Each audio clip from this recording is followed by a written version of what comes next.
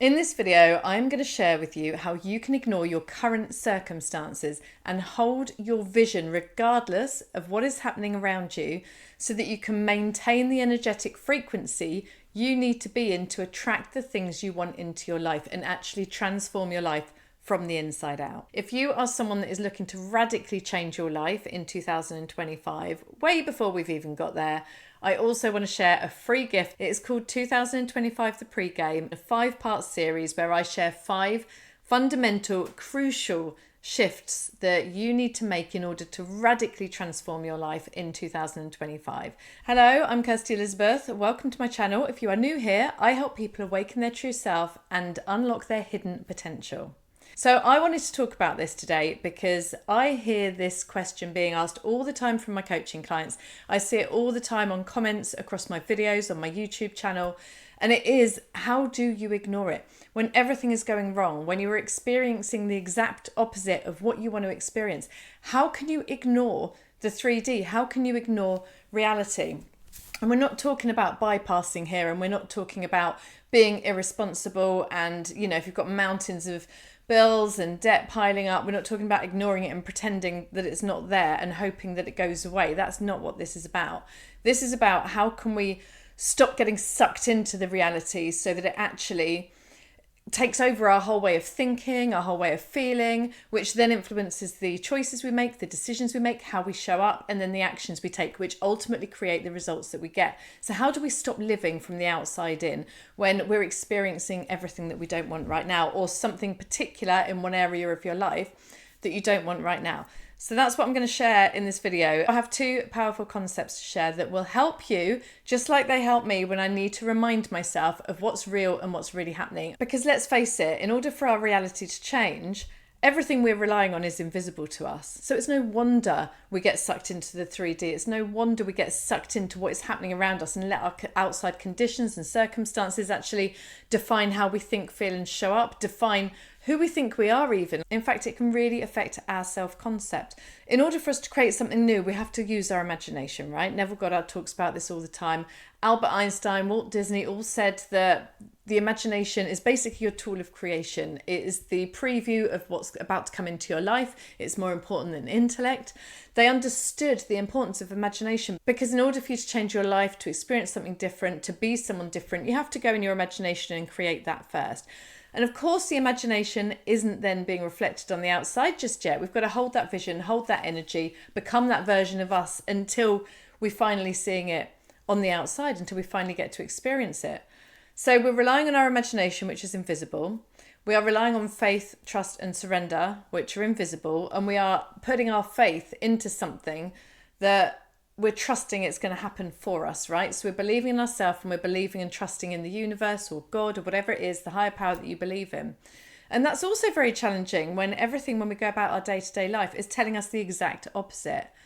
And you almost feel like you don't want to feel like a fool. Like, how long do I keep this going before I actually come to terms with the fact that this isn't going to happen and I need to make practical sort of steps towards getting what I want instead of like knowing and trusting and faithing and expecting miracles, expecting synchronicities, expecting the universe to do the heavy lifting. It's almost like you get to that point where you just want to give up because you can't see the progress. You're almost getting to that point where you're like, I need to see something to show me that I'm on the right path, that this is happening for me, that this is actually going to happen. Otherwise, I need to give up and create a plan B. Well, we never want to create a plan B, first of all. We need to hold the vision. So this is exactly what these 2 concepts are going to help you do. So the first concept is what Neil Donald Walsh talks about in his book, Conversations with God. And it's about the fact that once we set out to intend or manifest something, many of us can experience the polar opposite of what it is that we're asking to receive, what it is that we're intending to bring into our lives. And so we can get caught up with thinking that's a mistake, that we've failed, that it's all going wrong. But actually what it's doing is providing a contextual field for which to us to actually experience it. So it's really about the law of opposites, the law of polarity. There is a hot to every cold, a dark to every light. There's always an opposite of everything. And when you're bringing in abundance, you're trying to manifest abundance. So on the opposite end of that is lack, right? And so often we can start to experience lack before we experience the abundance. We might have unexpected bills coming in, things going wrong, things breaking because we've asked for abundance. So the purpose of this is not only to allow ourselves to really appreciate and experience the full extent of what we're asking for when we actually reach it, because we've just experienced the polar opposite, it also gives us an opportunity in which to build our muscles, to build our resilience, to build our persistence, to build our faith, to build our purpose, to build the things that we need inside our inner resources that are required for us to create what we want on the other side of this anyway. So in the example of abundance, it is about us appreciating the things that we already have. It's about us appreciating the abundance that is all around us at any one time, instead of focusing on the lack and persisting in that, and to really develop those inner resources that are required for us to even achieve that goal or bring that sort of outcome to life anyway. It's an opportunity for us to learn our lessons, overcome our challenges, and actually rise to meet the person we were destined to be. So when we understand it in this way, we can start to see it as an opportunity for growth, as an opportunity to become the match to the abundance that we want, or whatever the outcome is. It's an opportunity for us to become a more expanded version of ourselves, right? And to really fully appreciate the thing that we have been asking for when it comes into our life. So that's the first concept. And the second concept, which kind of goes hand in hand with this, is from Bashar, who, if you're not sure who he is, he has tons of videos on YouTube. He channels a bit like Abraham Hicks, and he talks about circumstances not mattering. He says, circumstances don't matter, states of being matter. Circumstances don't matter, states of being matter. So he's basically saying we need to ignore the circumstances because they are going to persist until we have established such a strong state of being that really aligns to the energy of our goal, that helps us become an energetic match to what it is that we're asking for. It's so much more important for us to be that and to be the match than what is happening around us, because what is happening around us is a reflection. It's not even real. It's a simulation, right? So we have to focus on our state of being, because it's our state of being that's actually creating the circumstances that we're in the first place.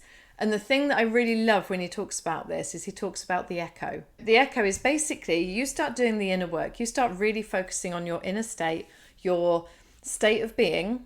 You work on becoming that match. You see yourself as that person, that version of you that already has it. You feel that way. You think that way. You really start getting fully grounded in that version of you. So you raise your dominant vibration, you raise your frequency. You already know at this point that you are the match. And so what might happen is reality might shift a little bit, or you're still getting the same results. And then you're sat there thinking, it's not working. I've been doing this for a little while now and nothing's changing. So what he says is this is an echo. It's either going to look exactly the same or it's going to be changed a little bit. There'll be a slight improvement. And the really important thing at this point is how we respond to it, how we react to it. If we continue to react in the way we always reacted before, then we haven't actually changed, because we're responding and reacting in the same way. So you could see it as like a test from the universe to see if we're really ready, to see if we've really changed. But it's ultimately, how do we now respond to this? Because if we are this new person, if we've changed our state of being, then we should be responding to it in a different way, right? We should be responding to it in a way that we are so steadfast in our belief, in our vision, in our purpose, in our mission, in what we desire, and the fact that we're going to actually achieve that, be that, and live that, then the circumstances don't matter. So we won't be getting triggered. We won't be going, oh my God, this means I'm a failure. It's never going to happen. I give up. I can't do this. We won't be responding in that way anymore. And so when we don't respond in that way anymore, then the circumstances really start to shift because we have changed. So it's almost like this little test to see if you have actually changed. Have you changed?